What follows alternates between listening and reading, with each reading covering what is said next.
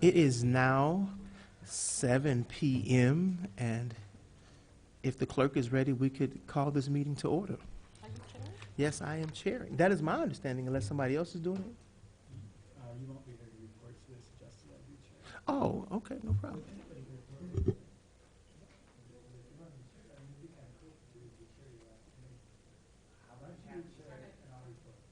All right, great. Thank you, Bill. I appreciate that.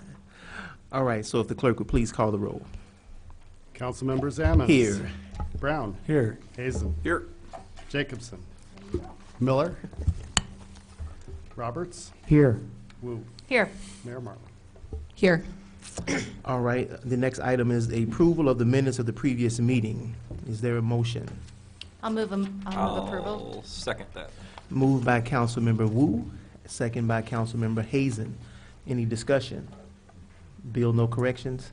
No corrections. All right. All in favor, say aye. Aye. All opposed, and the ayes have it. And that was for November 13, 2018, Mr. Clerk. All right. Additions to the agenda. Seeing none. Public input. If anyone wishes to address the Committee of the Whole, you can do so by coming up. You have 5 minutes to speak. I do have public input cards. Who do we have first? We have Ben Chapman and Nathan Pulowski, who want to talk about ranked choice voting.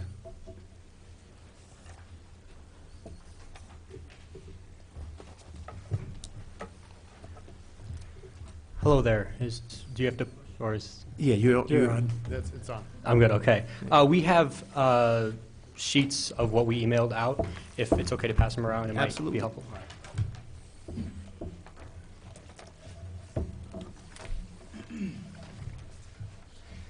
So, all right. This first sort of opportunity for us to speak with you, really we want it to function as an introduction to who we are and what we're pushing for. So I'll start off. I'm Ben Chapman. I ran for county board out in Mahomet.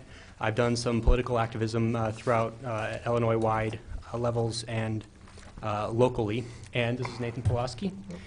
He was formerly part of Common Cause at UIUC, which is unfortunately non-existent today.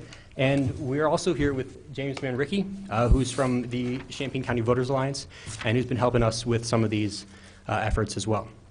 So in terms of the group, we're a group of activists from really every corner of the political spectrum. Though not all of them are represented here today, we do have folks from the right and from the left, on very far to the right sometimes, very far to the left, and some folks in the center. So it's really a diverse effort, and this issue has a diverse backing. I'd also like to say thank you to some of the folks in here today who have already sat down and met with us. We appreciate being able to hear from you in person, one-on-one before we come before you and waste everybody's time.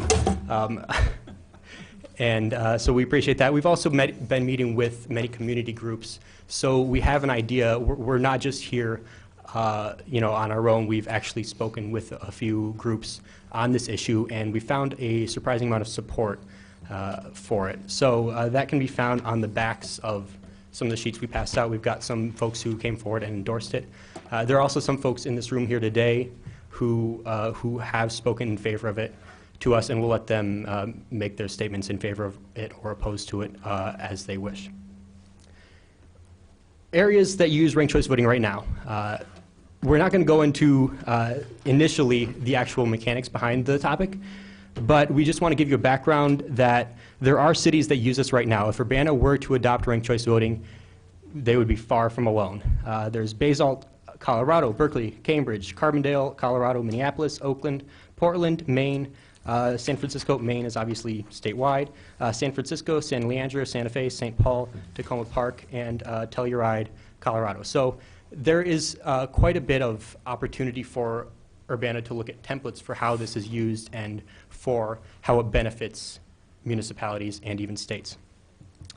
I'd also like to point out there are many places who have advisories on ranked choice voting out there. So there is municipal support for RCV in many different places, and so again, Urbana would be far from alone if they decided to take this route. It's also used internationally. in Australia, in Ireland, in Northern Ireland, in New Zealand, Malta, and Scotland. So again, there are lots of places we can look for how this works. And I bring that up because that's one of the concerns many folks have about ranked choice voting, is that it's not tested. And so I just like to point out that it is tested, though it's used sometimes in different variants, and we can talk about those different variants and which one is best suited to Urbana. It is tested, and we can look at data and results for RCV and its effectiveness. There's also approval voting, which is another discussion, but I'd be happy to have that with anyone. Fargo, North Dakota just approved the use of approval voting. So again, it's just something that our group does kind of support looking at in depth, but it's not what we're pushing necessarily here today. We'd just be happy to have that conversation. So the biggest thing here today that we'd like to do for you is take your questions. But as a bit of background to why Urbana should support RCV, number one, Urbana is progressive. It has a lot of very forward-looking folks in it. So when we say that, we say we want an electoral system that gives people the most power, and RCV does that. RCV improves the diversity of elected officials. RCV reduces vitriol in campaigns, and it allows candidates to actually think in depth and talk and have complex conversations with voters, which is something that gives, again, voters power. RCV reduces splitting and spoiling, which reduces the likelihood of a candidate losing an election simply because another candidate agrees or disagrees with them. RCV reduces wasted votes and makes people feel heard, and RCV provides better voter expression. And now I like to take your questions and answer them as well as I can, if you have any. Any questions? Bill? Yeah, I think one of the things you said was attractive about it was no candidate could win without 50% of the vote. Because as people work down the list, the person with the lowest vote count drops out, and eventually somebody ends up with a majority. But I guess unless you're required to vote for every, like, first, second, third, fourth, but you can only, if you want, you can just vote for one. Right. Just vote first place. So people could drop out along the way, and they may not end up with 50% of the vote at the end. So that's one concern. I guess another is I think what's hard for people to grasp sometime, or hard for people to accept, is that somebody that, say it's the first round it's split 30-40, and then with 30-40, what's left? 30. And the next round, the 30, well, say it's 31-40, 29. So the next round, the 29 drops out, and you end up, the person with 31 could end up winning. So then you have someone who had a strong preference with 40% who didn't win. And the person who had a strong preference with 30% ends up winning because more people found that person acceptable. So I think that's the thing that's kind of a hard sell for people. So, you know, that's kind of the way I'm trying to think about myself is the trade-off worth it, you know, to have somebody elected that didn't get the first round strong preference. Right, and I'll address the first part of that first. It was the, I'll go with the most recent. So that's actually, in my view, kind of an asset to RCV in that candidates have to search for that broad support. They can't just look for their sort of concentrated, base. They have to go out and speak with folks who may not initially agree with them. Getting the second choice is valuable, and a candidate who can get that second choice of voters, that shows a candidate can appeal to a broader range of people. And so yeah, I'd actually see that as an asset, although it is instinctively strange to us to see a candidate who won the first round eventually go on to lose. But that's also a protective sort of measure, in my opinion, from more more polarized or far to one direction candidates, especially when we look at places like Chicago, where there's going to be possibly like 20 candidates in their mayoral race. And and they don't have a ranked choice voting system. So the result could be that if 19 of those candidates are kind of moderate, and one of those candidates is kind of out there extreme, and that one candidate gets 15% of those extreme votes, then that candidate ends up winning. And those moderate candidates, even though 85% of the voters are moderate, the result will be the extreme candidate gets in. So I see what you're saying, and it is intuitively odd, but we actually see that as kind of a pro to the system. Can you remind me what the first point was? It's just, it's statistically possible for someone to win without 50%. Yeah. I don't know how likely it would be, but if people don't rank more than one or two choices, and you have a bunch of people, I mean, we're lucky to get 2 people running for an office, but we have had 3 run for mayor a few times, so it would be interesting. Yeah, it's sort of a technicality with RCV that the votes would be counted such that the person would be considered to have over 50%, because you would be eliminating those voters that didn't vote, on down their choices. So eventually some candidate would be tallied up at over 50%. Although it does cause, again, people frustration when they vote for that first choice and then they don't get an option when their vote is eliminated. And that was recently challenged in court in Maine, and the judge overturned the claim that some voters aren't being counted, saying, look, those voters had the opportunity to vote down the ballot, they just chose not to. So that's the choice of the voter to not continue down. And I should mention, as you brought up, that in cases where there's just 2 candidates, for instance, we're promoting this for mayoral elections. That's what we want to look at this for. There would be no reason to use RCV if there's just 2 candidates. There's possibly not even a reason if there's a write-in candidate. But where there's 3 candidates, 4 candidates, and especially in primaries, that's where this is really beneficial. Any other questions? I don't know who was first.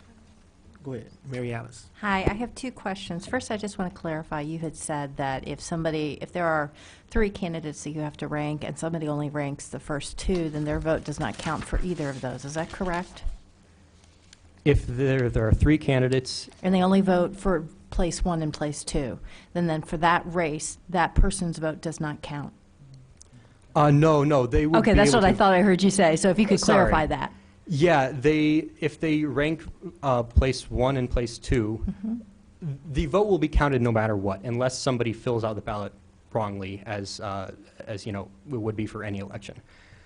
If they only decide to fill out the first choice section, then and then that candidate is eliminated, they effectively have surrendered their opportunity see. to put down further Okay. choices. All right. And that was challenged in court, I think under 15th or 14th Amendment grounds, saying that we're not equally protecting those voters.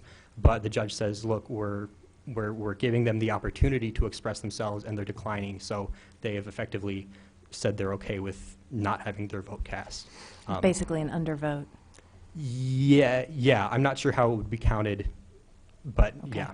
All right.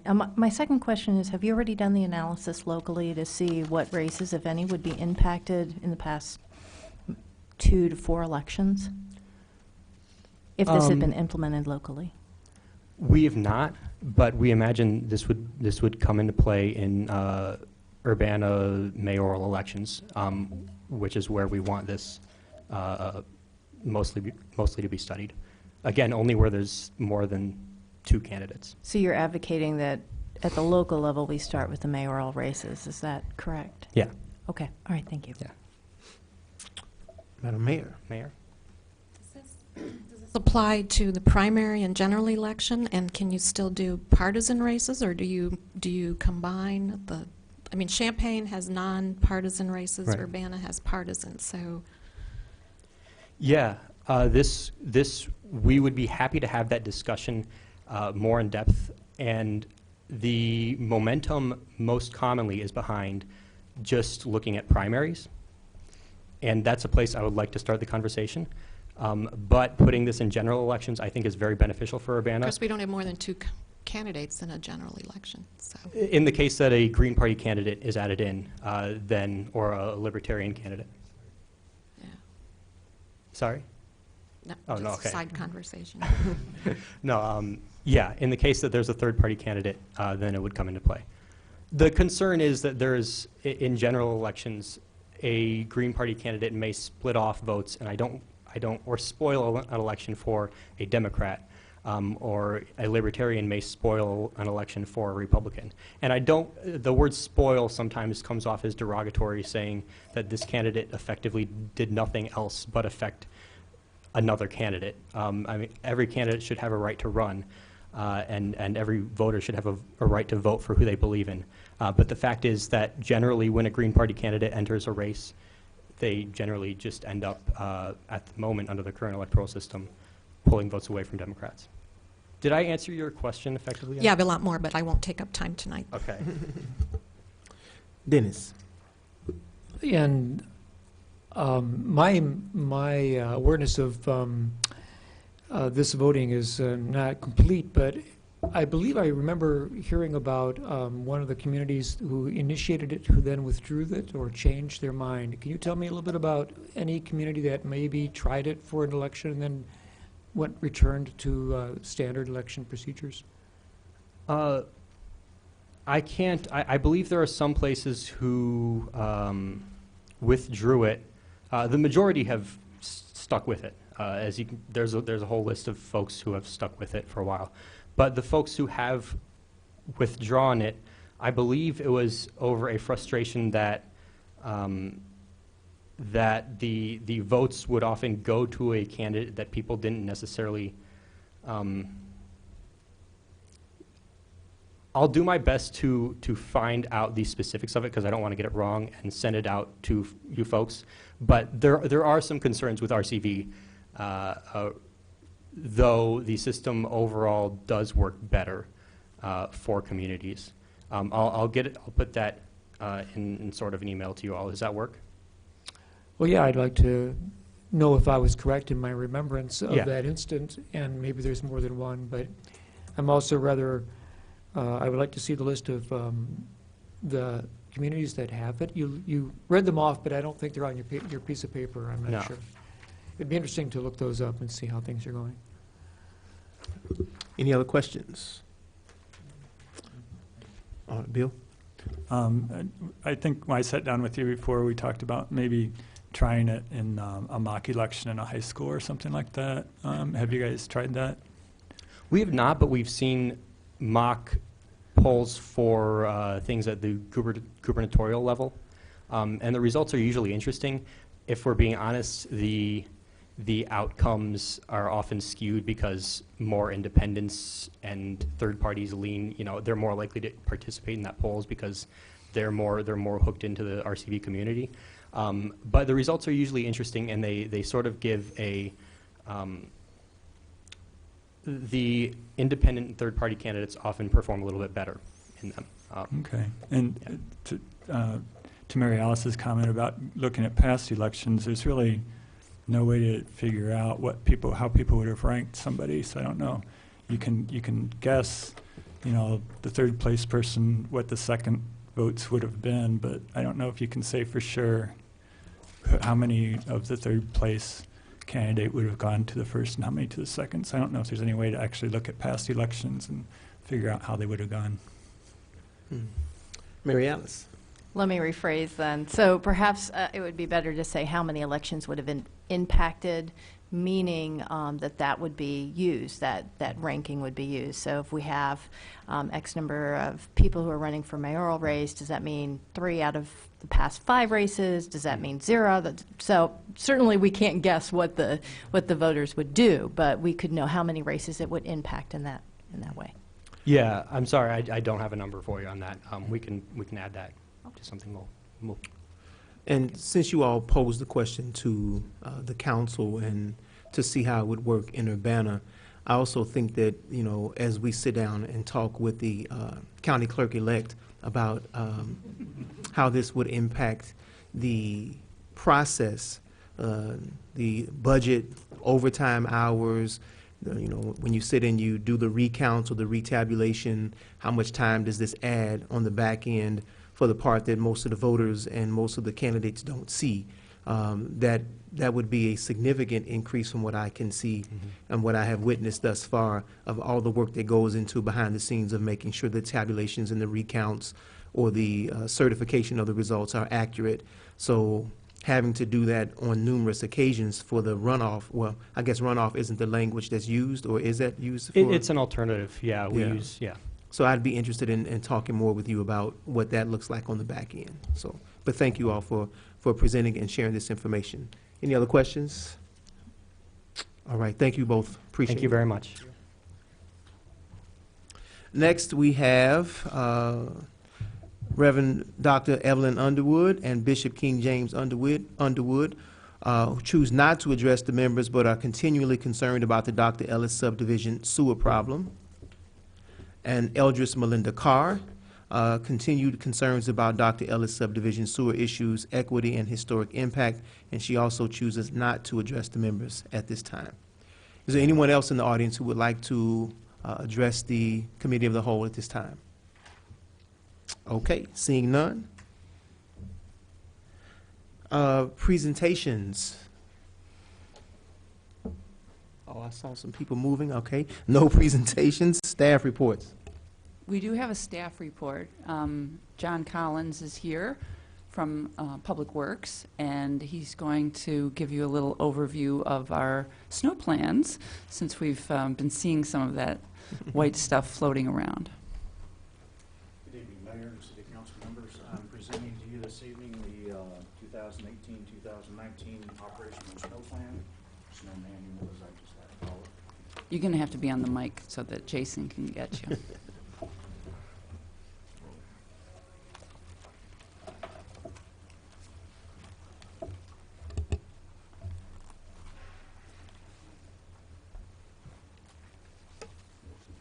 The 2018 Urbana Public Works Operational Snow Plan is updated on a yearly basis. Most years we don't really have too much to change.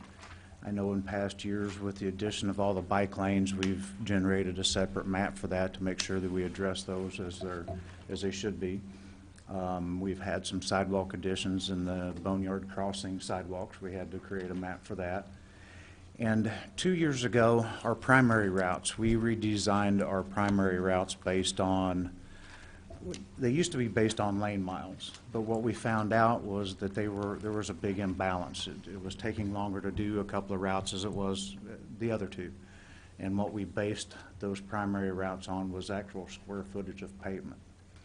And what we found was 4 primary routes that were much easier for the operators to run, much more consistent in the time frame of starting to finishing, which helps us then move on to the next phase of the snow plan. But generally, there aren't too many changes from year to year, but it's always updated every year.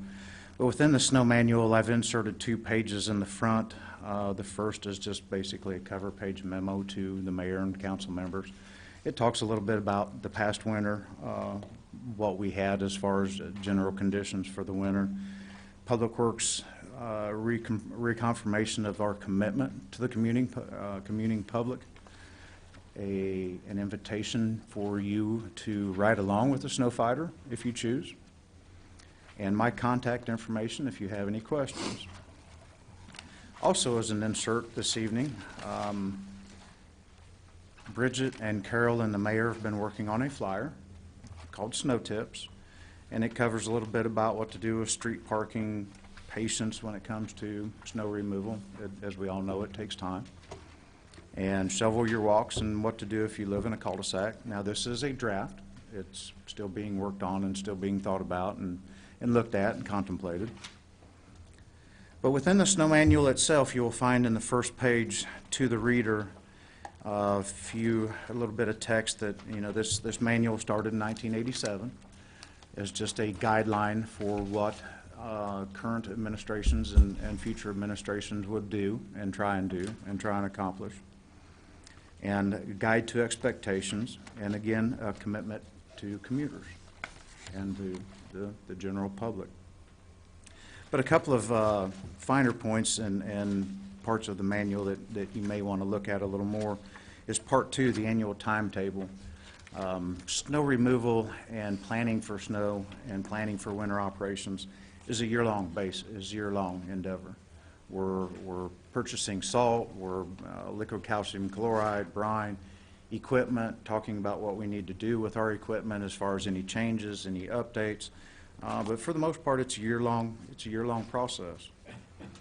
Part 3 is the critical locations and the routes.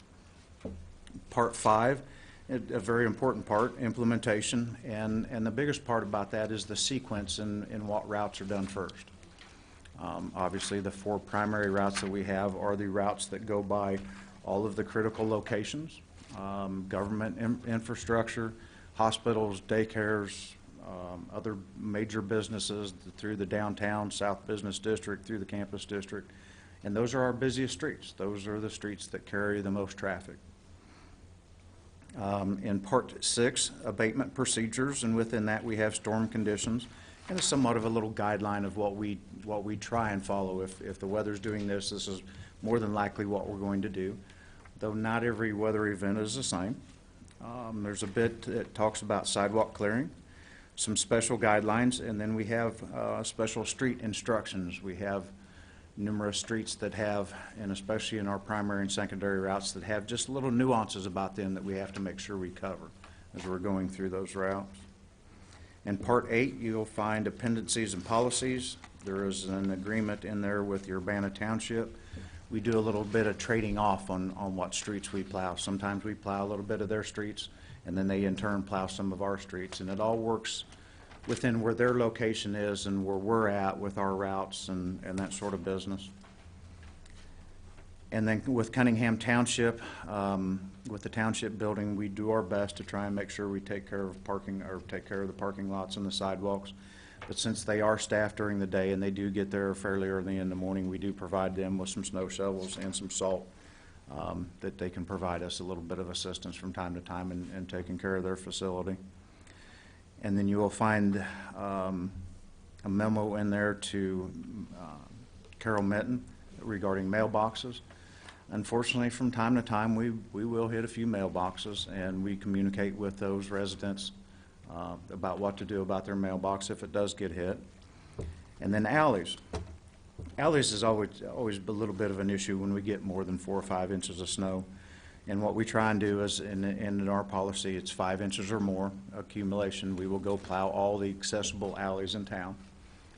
Now, we do have some alleys in the Savannah Green neighborhood that is their primary means of access to their property that we just plow as part of that route. And then the snow log summary, and that's basically the check sheet that the supervisor uses for every event, just to make sure that, you know, this truck's going to this route, and we start at the top. We work primaries first, secondaries, business districts, and then down through the residential routes. And the residential routes are, we always get a few phone calls every year about that. We have 16 different residential routes, and we don't have enough equipment to be at all the routes at the same time, so we have to prioritize it one way or another. And many years ago, I think when we had 12 routes, it was decided that, okay, we'll just start off with the list 1 through 12. And I don't think it actually worked out that way, but we would, the first 2 residential routes for 1 year, for the next year, those 2 routes would go to the bottom of the list and everybody else would move up. And that was the most fair way that we could determine in who gets done first, is just rotating through that. And as part of the, and then we get to the maps, the very last section of that, you'll see our 4 primary routes, our 2 secondary routes. We have 3 business districts. Well, not necessarily business districts, but we have the CBD, the Central Business District, which is downtown. We have the South Business District, which is Philo Road, and the Campus District. We have a brick street maps. Brick streets have a tendency to, under a lot of conditions, freeze first. And unfortunately, with the bricks, they take 2, sometimes 3 times as much salt as a concrete or asphalt pavement to get them to melt off, just because of the surface and the texture and the actual contact with the soil.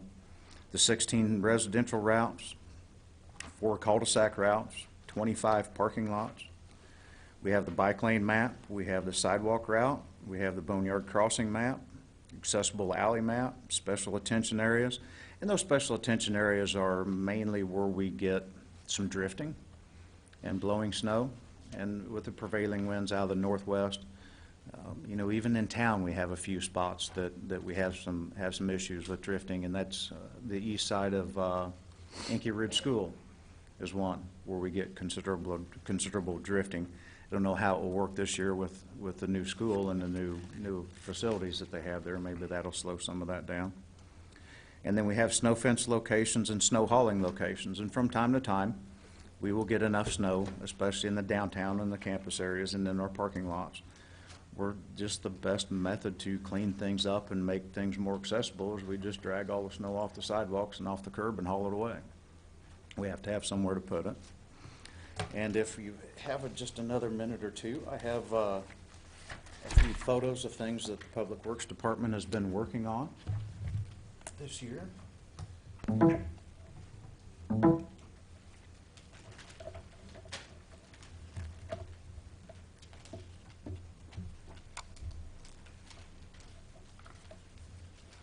Nope, that's not what I wanted.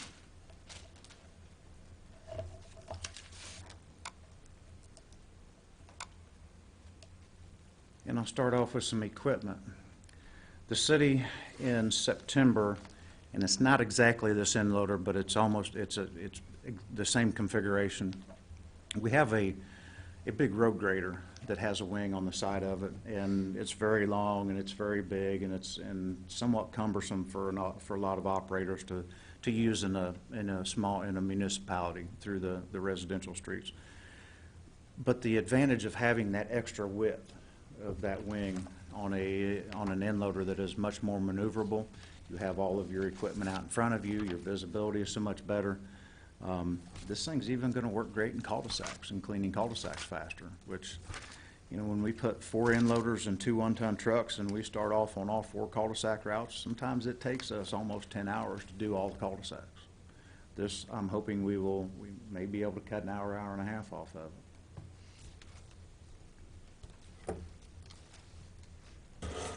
And this is similar to what we have for a grader, and you can see that that's a very large piece of equipment. We're not doing away with our grader at this time, but we are looking at not using it quite as much. Our salt shed, the mayor was just over the other day. This is what our salt shed used to look like a couple of years ago, an old wooden frame, and it's falling down, and as you can see, we have the stop sign in front of it. It got to the point to where we couldn't use it anymore at all. So we decided to do a little addition. We removed some older concrete bins the outdoor bins that we were storing material in, excavated that out. Our crews, in-house crews, did the excavation, did the demolition, and formed and poured the footings. And this is our street crew. They're pouring the second section of floor in the salt shed.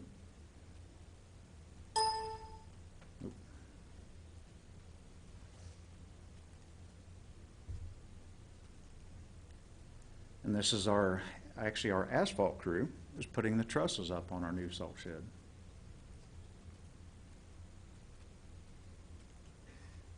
And that's the completed salt shed.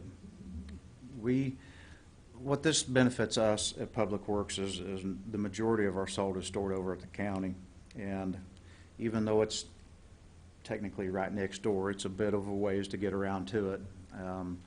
We would have to park another end loader over at the county facility for our operators and our truck drivers to use. And we'll benefit from this as we'll be able to store enough salt in this to get us through the next snow event. And our supervisor, who is normally located at the garage, our base of operations is at the garage, and our calcium chloride is just right across the driveway from that. It keeps us from having to travel over to the county to load trucks and come back and having people over there doing things. When there's already the counties over there doing things, a number of townships are over there. It keeps us a little isolated, a little safer, and a little closer to home. But to finish up, what I would like to do again is invite any of you at any time, especially during snow, if you want to ride along with a snow fighter and a dump truck, or if you just want to ride along with me during an event, I can show you all the aspects of what we're trying to work on. Feel free to contact me at any time. Doesn't matter if it's snowing, it's 2 o'clock in the morning, more than likely I'm awake, more than likely I'm already here. And if you have any questions about the snow manual as you look through that, or any questions whatsoever during any storm event or snow event, or any other snow-related questions, please email me, give me a call, let me know. And I've got answers. That's never an issue, but thank you for your time this evening. Thank you. Question, Mary Alice? I have two questions. Sure. Sorry. Here we go. First one was, in order to go on a ride-along, you're going to plow us out, right? So that we can come Yeah. meet you? We'll come get you, and we'll come to your residence and get you and drop you off. We'll come get you at Well, Green Alley that's a or big wherever. incentive. No, I'm just teasing, I'm teasing. My second question is, on the campus map you have here, it's all dotted lines and it says slow zone. Can you describe what that means? What we have, and this came about a number, well, not too many years ago, maybe 4 or 5, maybe as far back as 6 years ago. We have a number of sidewalks that are adjacent to the street. We don't have that grass right away in between the two. We don't have that location to stockpile a bunch of snow without affecting the pedestrian traffic. And what we asked our truck drivers to do and our equipment operators to do is when they're working in those areas, and we've identified all of those areas on the maps, except for the residential routes, is that they just slow down and they deposit the snow along the curb as best they can. If they're driving too fast, that snow, all of that snow ends up across the sidewalk. It ends up in front of, the door of the businesses along some of those streets and things like that. We want to deposit that snow right along the curb line. We want to leave a path for pedestrians. We don't want to throw snow out there too far. And it also helps us if we have to haul it off. It's there in a narrow path. Yeah, so don't bury the pedestrians Yeah. as they walk by. Yeah, Okay, yeah. all right, And thank we you. worked extensively with the U of I on the first year of our slow zones. The U of I, when they were clearing some of the sidewalks in the campus district, pushing the snow back out into the street. And then we would push it back to there.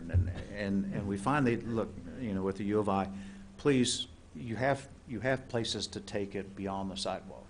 And through negotiations and talking with them, we finally got that. But we do have an awful lot of area where we have a curb, we have 4 foot of sidewalk, and we have a building. And it's very difficult just to keep that snow in that specific location.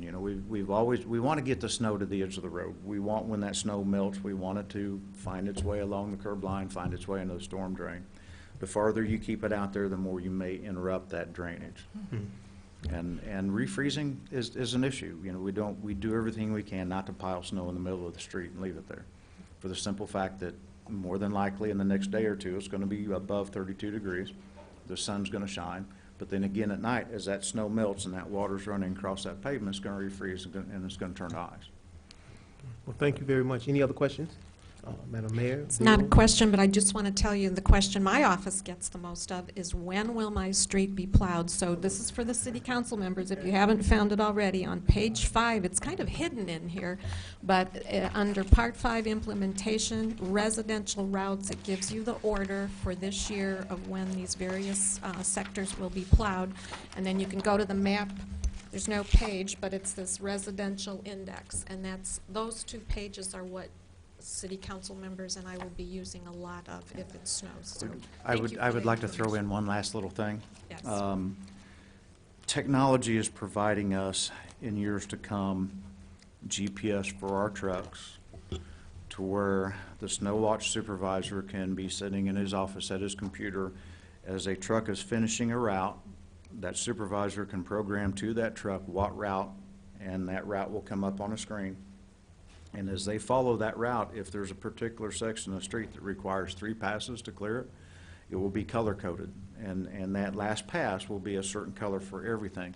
But that way, the operator knows that they have hit every section that they were supposed to, the number of passes that they were supposed to. But that information can also be transmitted to the city's website, to where somebody could go to the website and physically see their route and see that they're next on the route, or the truck's 3 blocks away heading my way, or unfortunately they're last on the route and we're just getting started and it may be a while. But nonetheless, that would be great. that technology's coming. It's very expensive. Champagne's doing that in some of their trucks, but it's an extra $20,000 a truck. We need an app for that, but thank you. Yeah, yeah. Bill? Yeah, John, I was- think we had I was going to just comment similar on those two things, on page 5 with the order that people get plowed in. And that is one of the biggest questions. It really helps to have this detailed plan. I think people that I've showed it to are really impressed at how detailed it is. And I've had questions in the middle of snowstorms before, and I've looked it up, and in some places it even tells you which side of the street they're supposed to plow to and things like that. So it is really, really helpful. But yeah, I was going to just mention the same two things. Page 5 has the list of routes, and the color one shows you. So this year, for example, Landis Farm is lucky number 1. They get plowed first, and then With Landis Farms, a lot of times when we're in that secondary route, we're doing Airport Road. John, if you can't hear you back there, man. When we're on You got to speak into the mic. for Airport Road is on a secondary route, and that's right there by Landis Farms in the Somerset subdivision. And most of the time, sometimes we forget, but most of the time, when that truck is up there working on that route, they will go clear those 2 subdivisions before they come out of there. Because if we don't do it then You have to we're go all the back way at the back up. garage, we take a little break, we get a drink, a little coffee, and then we got to drive clear to the north end of town again to do it. Oh, so they're always pretty lucky. Well, Yeah. they're especially lucky this year. But yeah, and then, the next 2 after that is Area 3 and 4, and those are kind of central Urbana. So it's not what people think, where people that pay the most property taxes get plowed first. Yeah. Now that's one thing, we try and make it as even as we possibly can. Yeah, thanks a lot. Dennis? And then, John, I'm looking at the primary routes, but I don't see that Cunningham Avenue is included, and is that not That's- our responsibility? That's maintained by IDOT. IDOT Cunningham takes Avenue care of and that. University Avenue. So anybody on that route would not call the city for We clarification about where things are happening? We do get numerous calls a year about University Avenue and Cunningham Avenue. It's definitely on the website that we do not plow those streets. Okay. And the one question that I have, I can't say everybody is asking me this question, but there's 8 inches, 10 inches of snow, nice big snowstorm, and I'm out there for an hour and a half shoveling my driveway, and it's breaking my back and my heart rate is up, and I clear know out the where we're going. path so Carol can get out into the street, and then along comes the plow and pushes all of this snow right back into my driveway, and it's all hard and crunchy and very difficult to move. Yeah. So what remedy do we have for that?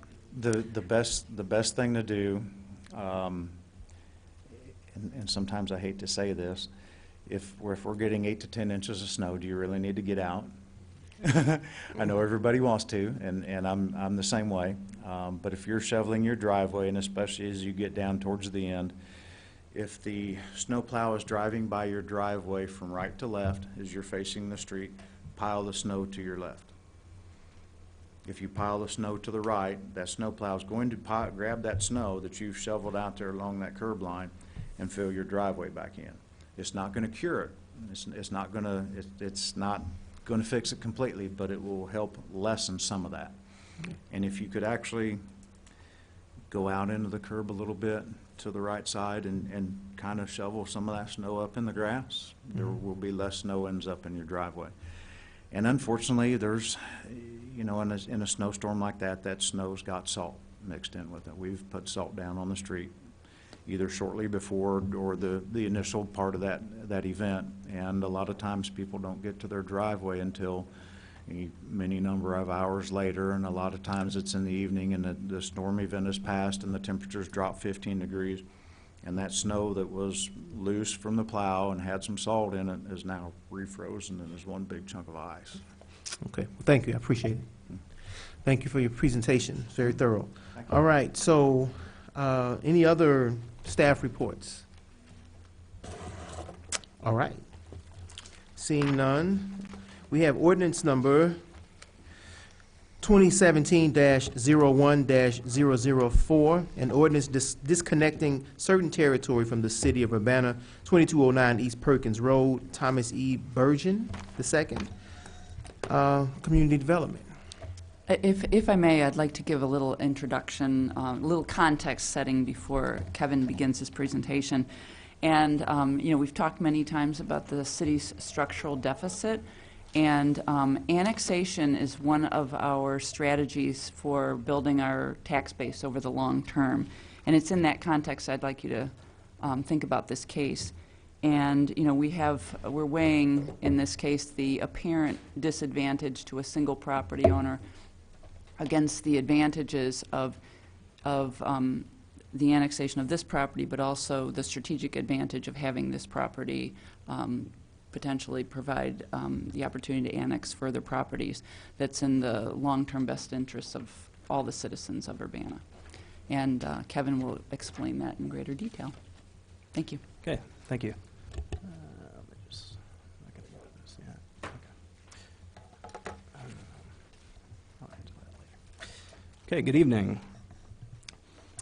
So in late 2016, Tom Bergen petitioned the city to disconnect or de-annex his property at 2209 East Perkins Road.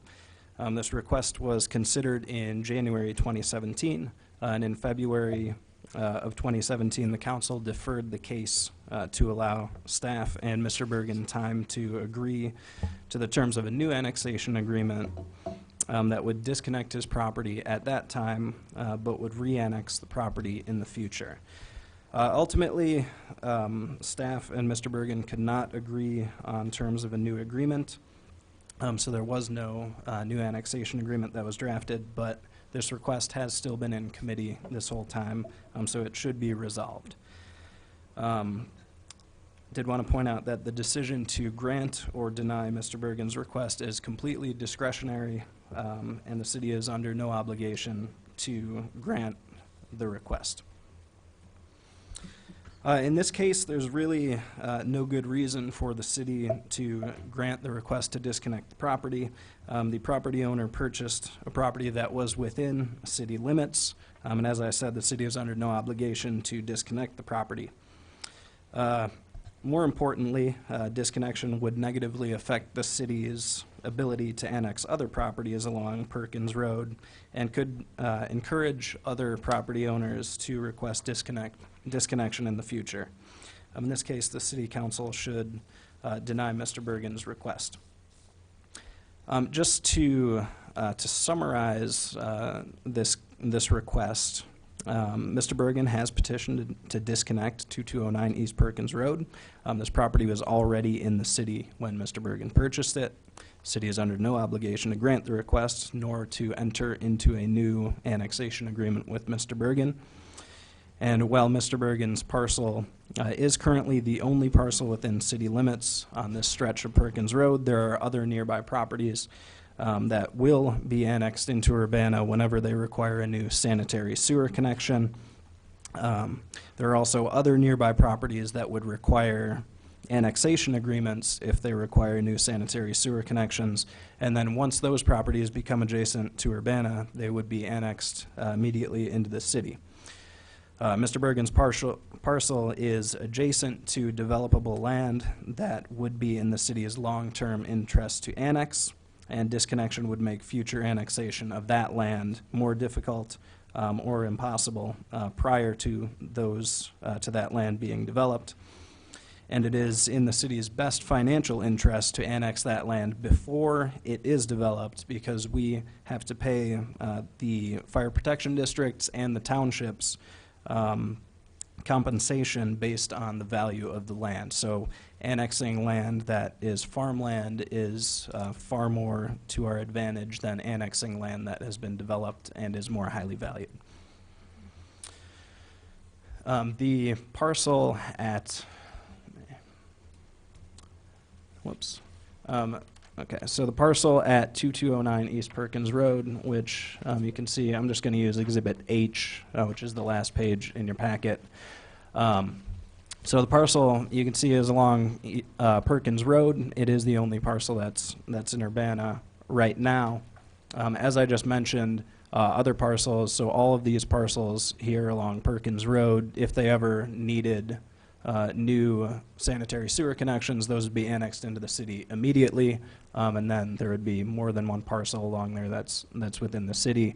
All the properties that are north of Perkins Road, it's hard to see on here, but they're sort of have a hashing on them, those would require annexation agreements, and those would ultimately be annexed into the city. The parcel in question used to contain a single-family home, and that home was demolished by the previous owner.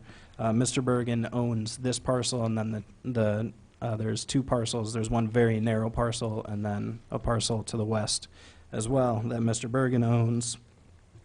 And Mr. Bergen does not intend to build anything on this parcel at 2209 East Perkins Road.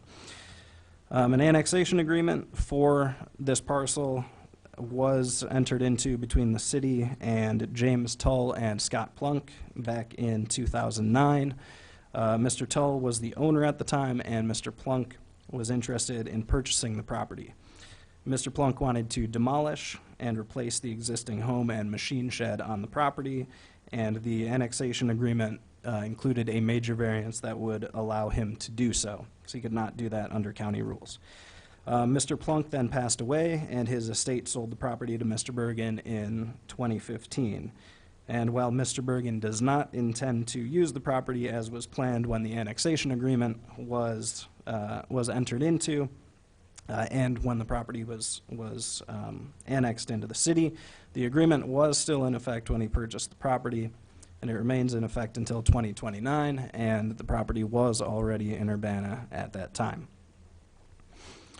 The area surrounding this parcel is developed with mostly single-family homes and would be suitable to be annexed into the city in the future, and enjoy city services like police, fire, and library services. And in addition, you'll see on this map that this property is directly across the street from 14 acres of farmland, and then there's even more acres of farmland that could be developed in the future. And as I mentioned earlier, when that land is developed, it would make the most sense to have it in Urbana prior to it being developed for the monetary savings that the city would have bringing it into the city before it's developed. So I do want to note that while the existing annexation agreement does not explicitly say that the parcel cannot be disconnected during the 20-year terms of that agreement, we have since changed we've changed the language of our annexation agreements to include language that says you will not disconnect your property within 20 years, because we realize that it is not in the city's best interest to annex a parcel into the city and then disconnect it shortly thereafter. So in the future, we shouldn't run into issues like in this case. But I did just want to point out that we recognize that, and we've changed our annexation agreements for the future. In summary, for all the reasons that I just stated, staff recommends that the Committee of the Whole recommend to the City Council that the Council deny the proposed disconnection petition. And I can answer any questions if you have them. Thanks, Kevin. Any questions? Dean? How many other properties are there, are there that would potentially want to follow suit if we were to do this? I'm not sure. I can't really speak to, you mean other property owners that might want to disconnect from the city? Right, it seemed like one of the concerns was kind of that it might be a domino effect, where if we do it for this person, there might be others, and I'm wondering how many are, I guess, within the immediate area that might have a similar situation. Yeah, I mean, along here, it doesn't really look like there are any, but really any parcel that's right on the edge of the city, the property owner could petition to disconnect their property. So this could set a precedence for other places other than just here. My other question is, what's the potential for this farmland to ever be developed? Seems to me that we've got a lot of subdivisions that, aren't even maybe half full now, so I wonder how far out that realistically would be. Yeah, and I mean, your guess might be as good as mine. The parcel is, it has been platted So it does have connection to Perkins Road here. The same property owners own this parcel here, which has this connection. So, I mean, it's set up to be developed if they ever want to develop it, but I have no idea when the time frame might be. Okay. Dennis? Yeah, okay. I see that according to Exhibit H, we have sanitary sewer lines crisscrossing both on the north side of Perkins Road and into many of the areas that are shaded kind of mauve. Mm-hmm. Are the mauve shaded areas, these are county, is that county land? You'll have to refresh my memory. What color is mauve? It's kind of a grayish red. Oh, Pinkish so red, pinkish red. well, so are you talking about like these areas or no? No, the ones above that on the north side of Perkins Avenue. Like these ones or like No, these ones? no. Okay, maybe it looks bluish to you. Looks blue. On the printout we have, it was more of a different color, but okay. Okay, I can. On both sides of Perkins Road, how about that? Except for this individual property. I'm sorry, I lost your initial question in All right, the so color I'm looking discussion. at the sanitary sewer line, which is a dotted blue line, Mm-hmm. and I see that it's running in what? In properties that are not connected to the city at this time, is that correct? Correct, yeah. So all of the properties on the north side of Perkins Road are not in the city at this time. But if they required a new sanitary sewer connection, so if somebody built a new house on one of those, they would, I'm sorry, or if their current system failed, that's Yes. often a common time to bring I.e., it. if there's a septic tank that fails.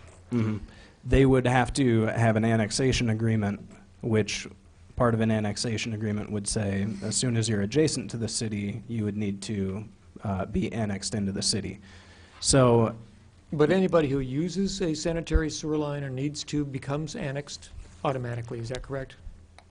if it's within 200, if they're within 200 feet of a sanitary sewer line, they have to connect to it, and they would, and if they're within our extraterritorial jurisdiction, they need to enter into an annexation agreement, and that says that when they become adjacent to the city, they have to annex in. So So the city has laid out all these sewer lines with the expectation that they'll be used someday, but they're not being used currently. well, they may. So that that provision, I believe, only dates back to 1992. So if somebody had a sewer connection that predated this annexation agreement requirement, then they wouldn't have an annexation agreement with the city. Does the dotted line indicate that it's a proposed route for a sewer line? No, those are existing. Those are sewer existing. lines, yes. So we've spent a lot of money putting sewer lines and sewer connections out into areas where there is no connectivity as far as land. Well, that's the sanitary district, so it's not actually the city that's That's put doing money that. into it. But the Okay. sanitary district has put money into providing sewers out there. Okay, all right. The, one more thing. Mr. Burgess lives on property that's immediately adjacent to this empty lot, but it's the house that we see in the diagram It's- immediately to the west? It'd be this one right, it's this parcel right here. Okay. So I'm wondering, I would like to maybe ask the landowner why he purchased this property. He intended it to become to be integrated into his general property line, and he expanded his property almost by tripling or doubling it. So, okay. He's going to come and be able to answer questions? I believe so, yeah. Okay, thanks. Jim? Just to clarify some of this, Urbana, Champaign, Savoy, and Bonneville entered into an intergovernmental agreement with the Urbana-Champaign Sanitary District. The intergovernmental agreement essentially provides, as Kevin described, that if somebody wants to avail themselves of the sanitary district facilities, i.e. sewer lines, they will have to at some point enter into an annexation agreement. And as Kevin that's with the city, or with Champaign, or with Savoy, or with Bonneville, depending on who likely would be annexing the property at some future date. When that property becomes contiguous to, in this case, Urbana, pursuant to one of these annexation agreements, then the annexation agreement is triggered and the property would become annexed pursuant to agreement. So this is all part of a much larger agreement that was entered into a number of years ago in an effort to control and monitor the impact which neighboring properties, but yet to be annexed properties, are contributing to the use and impact on the overall sanitary system, from the sewers that run within our city and the other cities, and the sanitary district facilities. Any other questions for Kevin? No.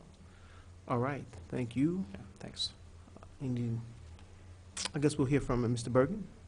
Please, come on.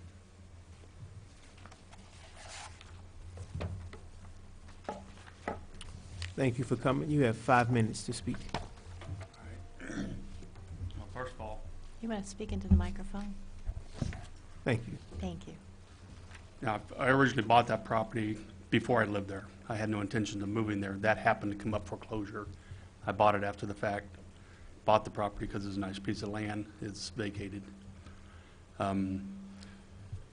Almost 2 years ago, come January, when we came to the committee then, we got sent to council for approval. After that, we had talked about a compromise of an annexation agreement if this was detached. Well, I was under the impression we could do that. I said, yes, I would do that.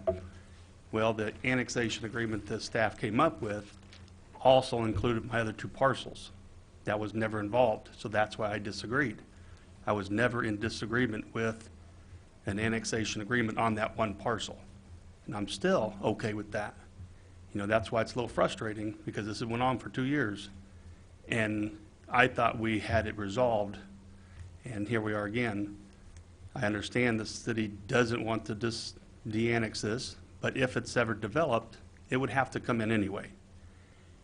The only thing it's doing now is providing a connection to that farm field across the road, which I've been here my whole life. There hadn't been a whole lot of development in that area.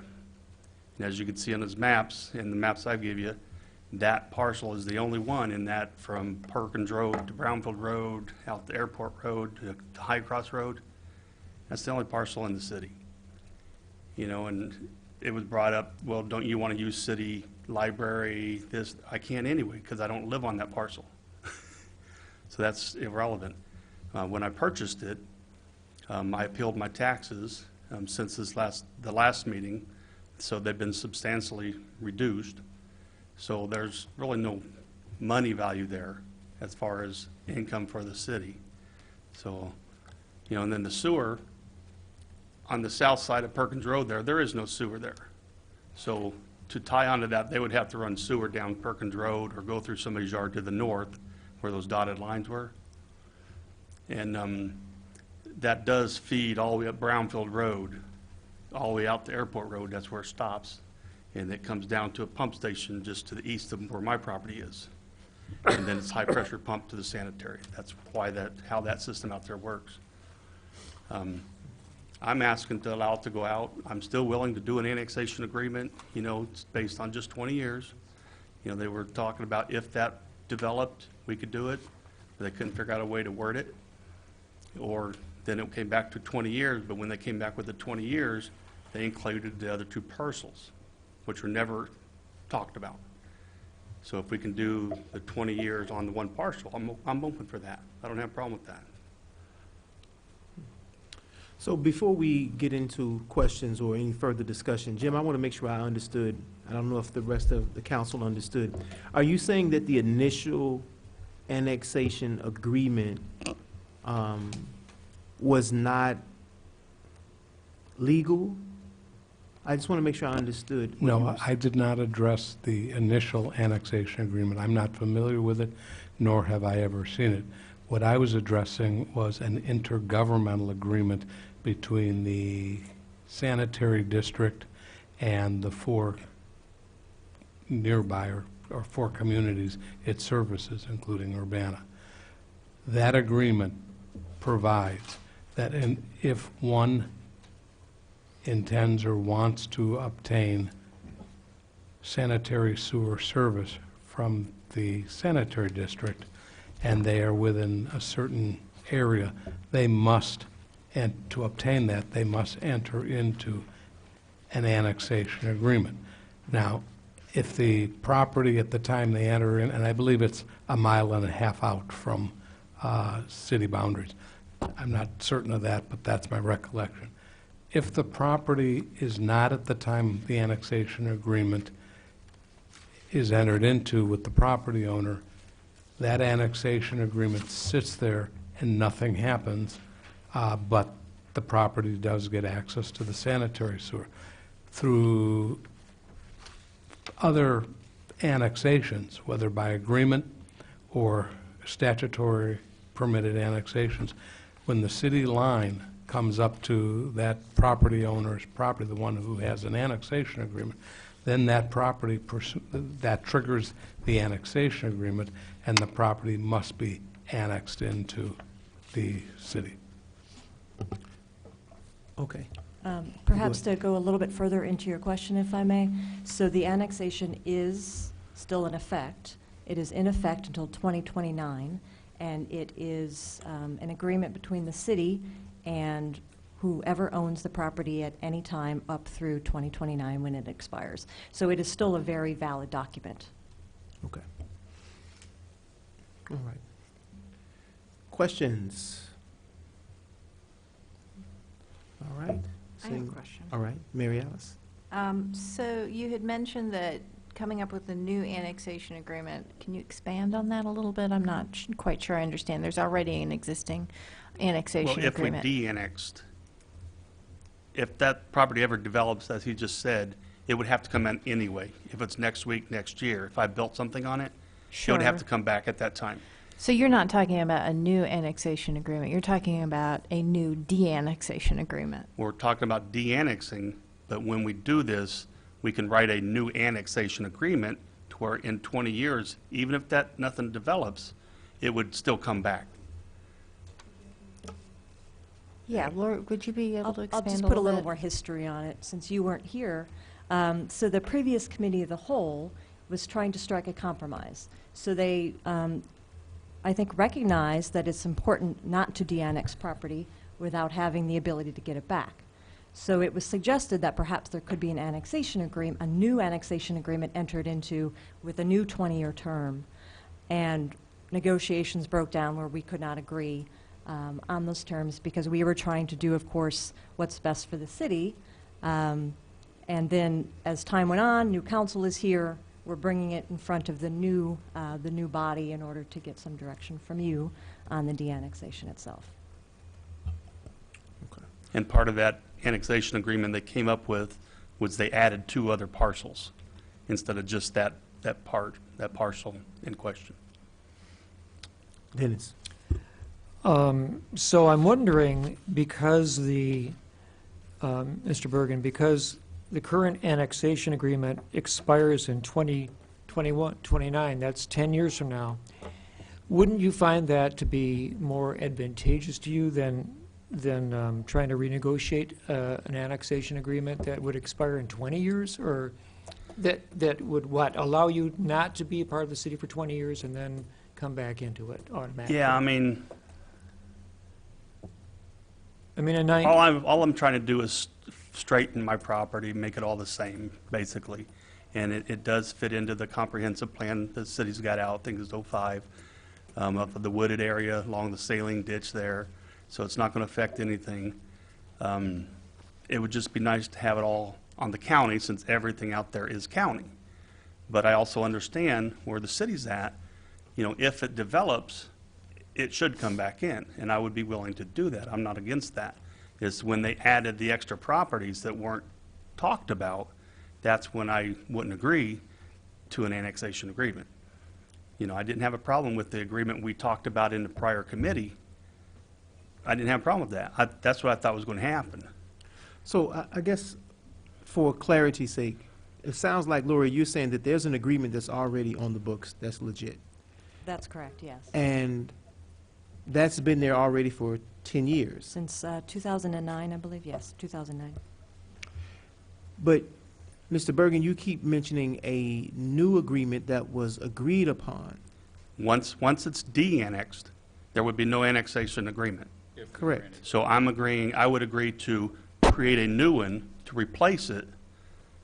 Yeah, so, but that appears to be, that's where I think some of the confusion comes in. We have an agreement currently on the books in relationship to the property that you now own. Right. But that was done before you owned the property. Right. And So legally, you are bound and the property is bound to the city for the next 10 years, yes, unless we de-annex it, right? correct. And you're saying that there was an agreement to de-annex it? Yes, the previous committee that we came to sent it to council for approval. And then, once that was done, the city approached me for a compromise, and I think Dennis had talked to me about it, and I was open to that. I mean, it was already sent to council. But that compromise is what I'm trying to get clarity on. So you're saying that the compromise was, there was an agreed upon compromise, or there was never an agreed upon compromise? We talked about this property being brought back in at a point in time, or if the farmland across the road would develop. So there was never an agreed compromise? There Not a was talk- specific agreed. Right, so, because the council said that we would not approve the de-annexation without the compromise, and those talks never came together, so there was never a compromise actually made on what that would look like. Because you were saying that the city added these two other parcels, but there was really no addition of the two parcels, because that was a part of the agreement that either Lori or whoever approached you with, to say that in order for us to have a compromise, it would have to have these parcels, right? If that's how they want to look at it. The way we talked about it in the committee, that the two parcels had nothing, there was not involved. Okay. So I walked out of here in my mind thinking we're going to have an agreement on the parcel we were talking about, not adding, you know, my property across town or the one next door or anything else. I mean, that kind of sounded shady in a sense. And But at I this was po- never aware of it going to council to be postponed. I mean, until recently coming back to committee, which I was confused, because I was under the impression it was still supposed to go to council. So I was confused about that. So the process is that when it came to council, we kicked it back to committee. So it can't come out of committee until it's approved out of committee to come back to council. So you understand that? at this Right, but I point. never knew it went to council to be kicked back to committee. I was never aware or told that. That's where I was confused. I was never Okay. communicated with that. I thought you just said that you were at the council meeting where it was kicked back to committee. No, I because was there at the no committee agreement. meeting. Okay. But I heard from staff that it went to council and got kicked back, and Oh, I so you have got no that from the records of staff. that. Okay, I understand now. But Okay. you understand the process at this particular point, that basically, in the best interest of the city, that's what the staff is working on, and that compromise had to include those other two parcels. Has anyone explained to you why those two parcels being in part of the compromise is in the best interest of the city? No, just more revenue. That's in the best interest of the city, though, right? Yes. To have some more revenue, right? And I understand they're trying to do what's in the best interest of the city, but it didn't coincide with what was talked about at the committee meeting. I understand. And that's where I got a little frustrated, because that's not what we talked about. And they didn't approach me and ask, or, you know, they just said, this is going to be our annexation agreement, and I didn't agree with it. Now it's my fault that we didn't agree, which is not true. Okay. Well, I can understand your point about whose fault it is and things of that nature. I think that sometimes things come to us in committee, and then they get to us in council. We thought we completely understood it, or there are plenty of times when we kick things back to committee because we need better understanding, or staff says to us, hey, you missed something that's vital to this. So I just wanted to make sure you at least understood the process and we were all on the same page. Jared? Okay. Lori, what happens in 9 years when the annexation current one ends? Well, as the property is already annexed, it just means that the owner would no longer be bound by any of the specific provisions in that annexation agreement, but the property still stays in It stays still in stays the in the city? That's correct, yes. Okay. Is there anything else you would like to share? Nope. Okay. No further questions from the council? Okay. All right, thank you for coming, appreciate it. All right, discussion, in motion, Jared. I just want to be clear that if we were going to deny this, wouldn't we just vote this down? Is that correct? We wouldn't be sending this on to council, we'd just be voting down this ordinance. Is that correct? We would vote to not forward it, right? Right. Yes, Jim saying yes. Is that correct? Go ahead, Yes. Jim. There would be, depending on how you characterize the motion, typically, the motion would read, move to allow disconnection or de-annexation. If it has a second, then you vote on it, and if the motion to allow de-annexation fails, that's the end of it. Doesn't go on to council. Right, okay. I guess I'll just make a motion to move it forward just to hear discussion, because if we don't, then we can't talk about it. So I'll make a motion to send this ordinance, ordinance number 2017-01-004, an ordinance disconnecting certain territory from the city of Urbana in regards to 2209 East Perkin Road, with no recommendation to the council at this time. And to make that discussion possible, I'll second it. So it's been moved by Councilmember Miller, second by Councilmember Roberts. Discussion.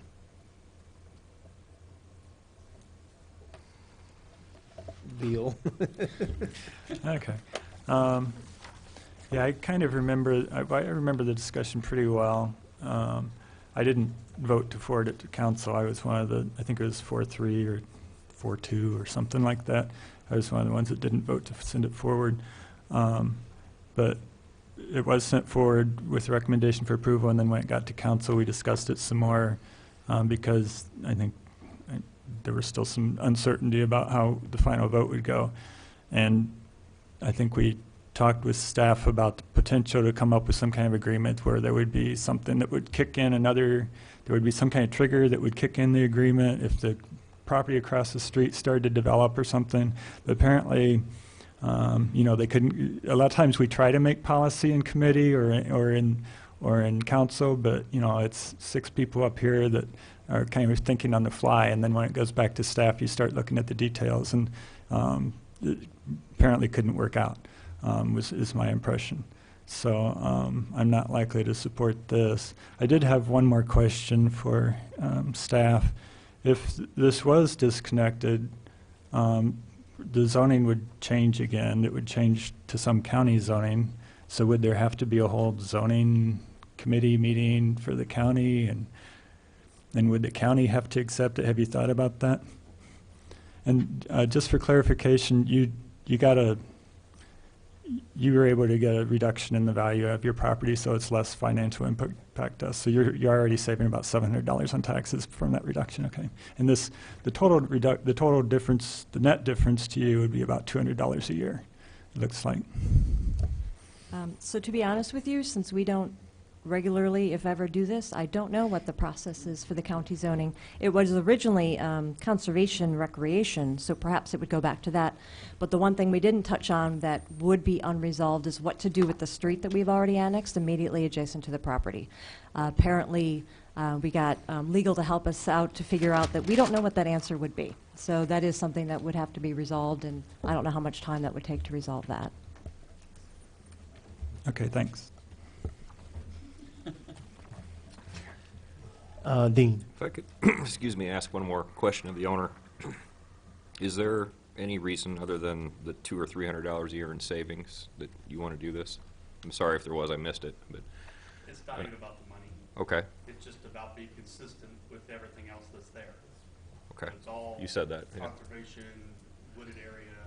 I mean, if you've gone out by there, it's all grown over. I let it grow. It's natural, and that's in the lines of the comprehensive plan of Urbana. Mr. Bergen, could you come back to the microphone so we can get you on record, please, so everybody can hear you?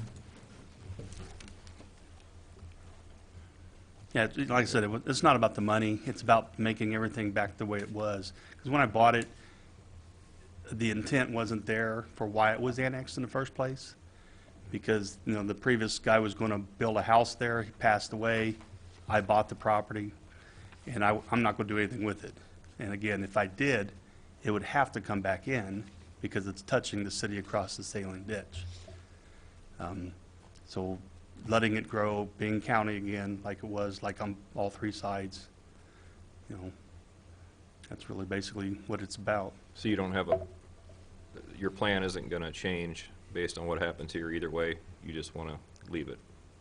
You don't have a plan B to build something? I can't say right now. I mean, I will definitely have thoughts, you know, depending on how this goes, you know. But yeah, it's not going to get developed as long as I own it. And that's how I foresee. It's like the farm field. I don't foresee that being developed in my lifetime. You know, that's why I said I would let it come in if that develops, but they couldn't word that in a annexation agreement, because what would trigger that? And then we went back to a fixed 20-year, and I was okay with that. You know, I'd still be okay with that. Mary Alice, Oh, sorry. did you want to finish? Please, go ahead. I don't know if you guys heard this spring, we had an instance on this property where my daughter came home, there's a car out behind this old shed back there. Well, she called 911, county comes out, you know, there was a shooting, the car was abandoned back there. We had 15 county cops out there. No Urbana cops. You know, it's kind of interesting, you know, I walked up to them and I asked them if they knew that this was annexed in the city. And they're like, no, but they were too far in the investigation to change. And I talked to our police chief, he said that happens a lot anyway. You know, whoever's going to be first would get there anyway.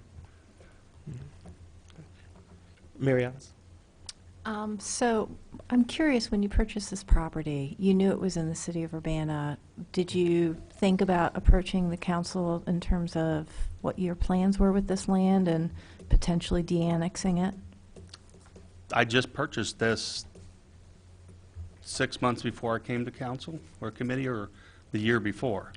So shortly after I purchased it, I did come to the committee. I guess, so one of the things that I struggle with sometimes, and this happens across the city, where somebody will purchase a piece of land and decide that they want to do something different that was originally intended for it. And so we've had cases where people want to upzone something, for example. They want to go from R3 to R4 to R5, et cetera. We just had recently a case that wanted to go to R4, I think is what it went up to. And in each of those cases, I'm always hesitant to actually support a change unless there is a benefit to the city. Like there is going to be something that the city, yes, we need X, Y, or Z. And because the assumption is when you buy a piece of property, you know what you can and cannot do with that lot, right? So for that reason, I'm quite hesitant to support the de-annexation. And, you know, again, when I bought this property, I didn't own the two properties next to it. So my goal when I bought this property, I'm weird like this, I was going to build a gazebo on the back of it, sit and watch the water go by. That's all I had planned for it.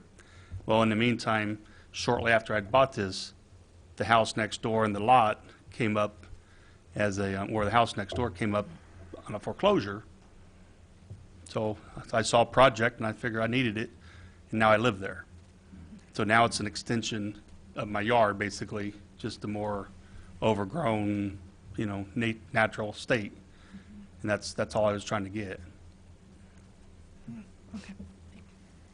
Dennis? It seems to me that we've seen sort of a similar situation occur in Landis Farm. Is that correct, Lori? Do you have awareness of that? Where any property owner who purchased a plot in Landis Farm, or maybe it's called Sunset, Sunview. Somerset? Somerset.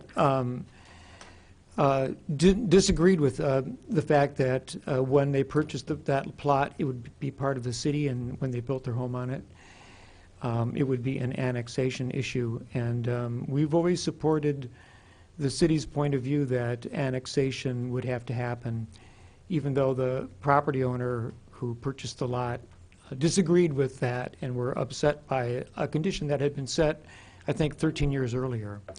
So I'm just trying to remember previous history that had to do with complaints of annexation occurring in our community as we expanded property and the far reaches of the borders of northern Urbana city limits.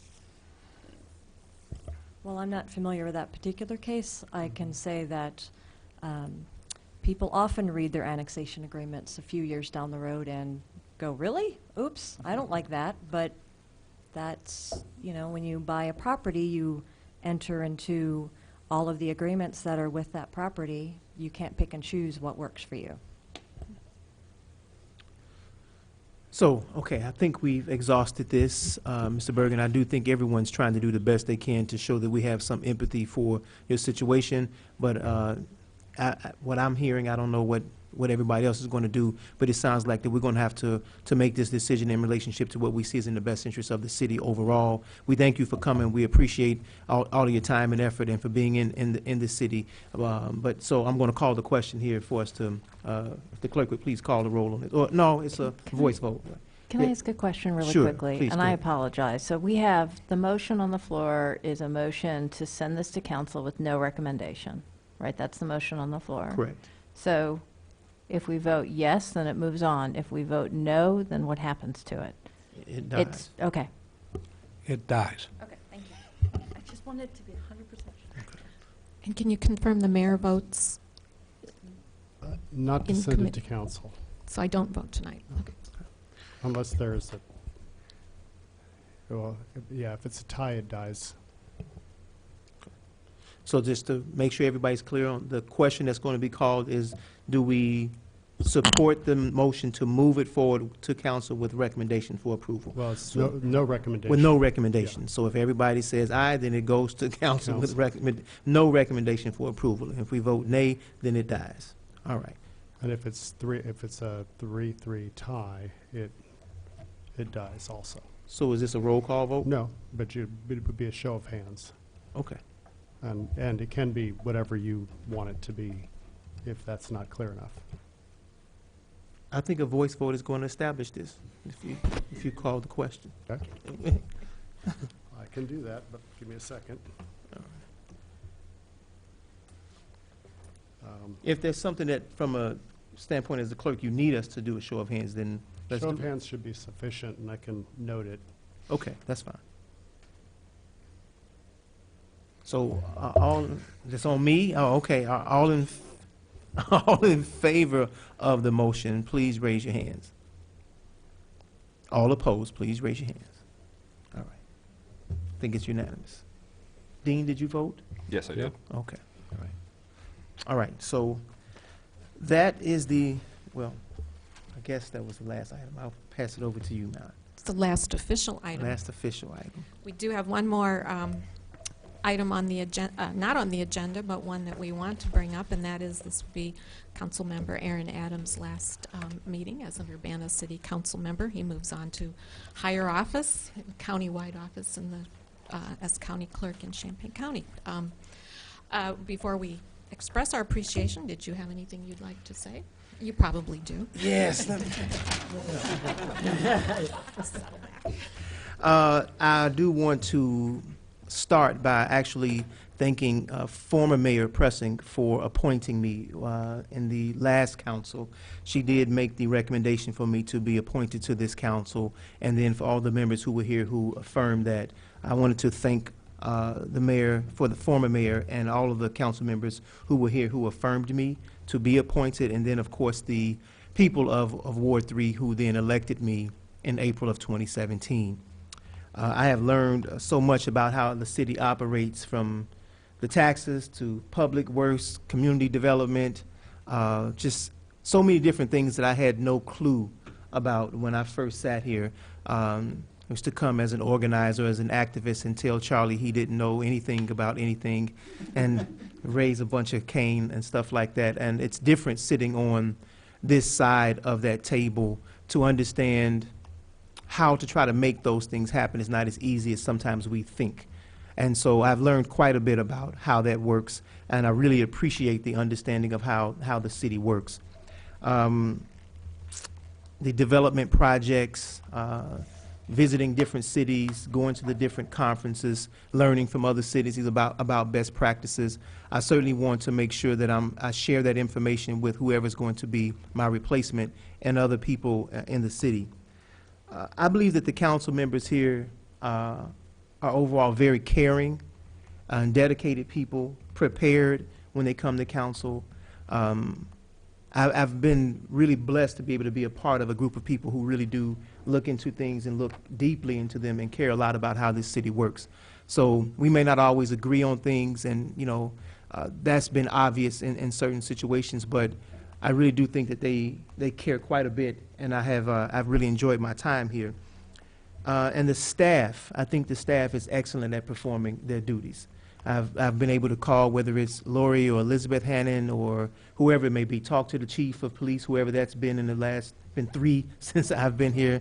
And I know you all say I ran them off, but that is what it is, right? I was working on the last one, I couldn't get there. But it's been great. I enjoy you all eating my hot peppers and things that I bring in, and tomatoes. Now, can we grow? Yes, of course we can all grow and develop more.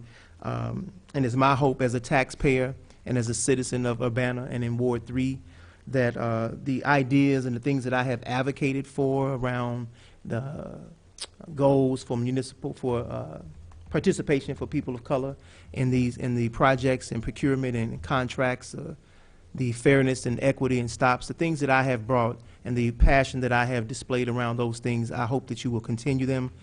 And so I want to thank my colleagues over the years for sharing your knowledge, your experience, for being open to the issues and goals that I have represented on behalf of the people of Ward 3. Some of the people of Ward 3 and we met last night, and we're going to meet again. On Thursday, I believe we set a time to get together. And there are 4 or 5 people who have said they have interest in replacing me. And we're going to sit down and have a conversation and talk about the issues, and they're going to present their ideas as to why they're the best person. And we're going to do our own internal election. And hopefully that person that we bring forth to you or we turn over to the mayor, you all will honor our wishes as members and citizens and taxpayers of Ward 3 and appoint and affirm that person that we bring forward. So it's going to be a democratic process. Everyone is welcome to attend, especially those who live in Ward 3. And we intend to make that a democratic process, and the person who come up here will hope you'll receive them with the same love and respect that you have received me. So just thank you all very much. I really appreciate it.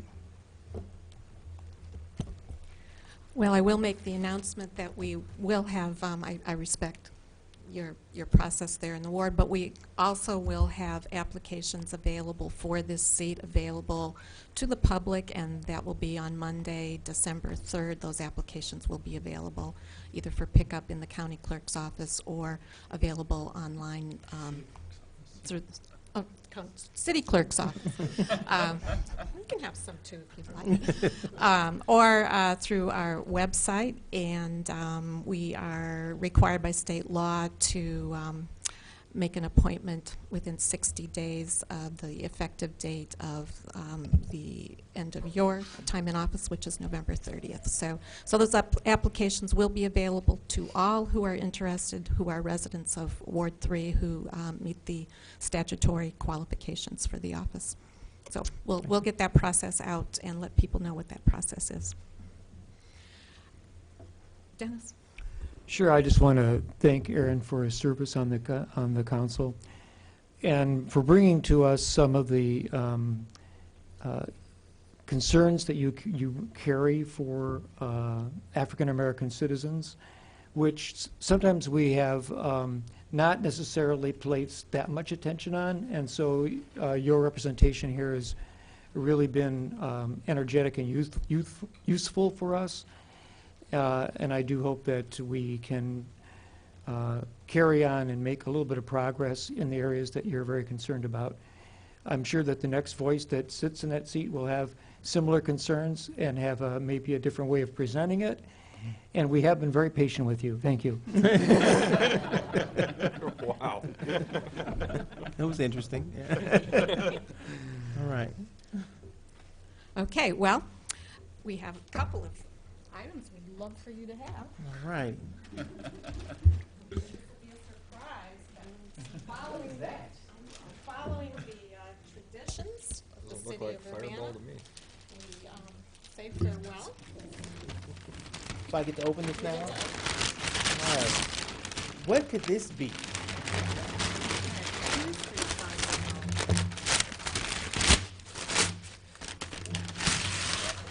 Wow.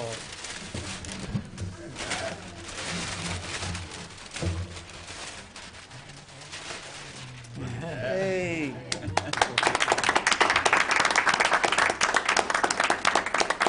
I can't see it. Aaron Ammons Avenue, Banner City Council. Oh, that is so lovely. I'm gonna cry, y'all. Thank you very much. You have a new office to put that in. Yes, I do. And on behalf of the city council, I wanted to have you to have this photograph of the council members and mayor with whom you served. Thank you all very much. Appreciate it, Madam Mayor. Yes, indeed. All right, y'all. I'm out of here.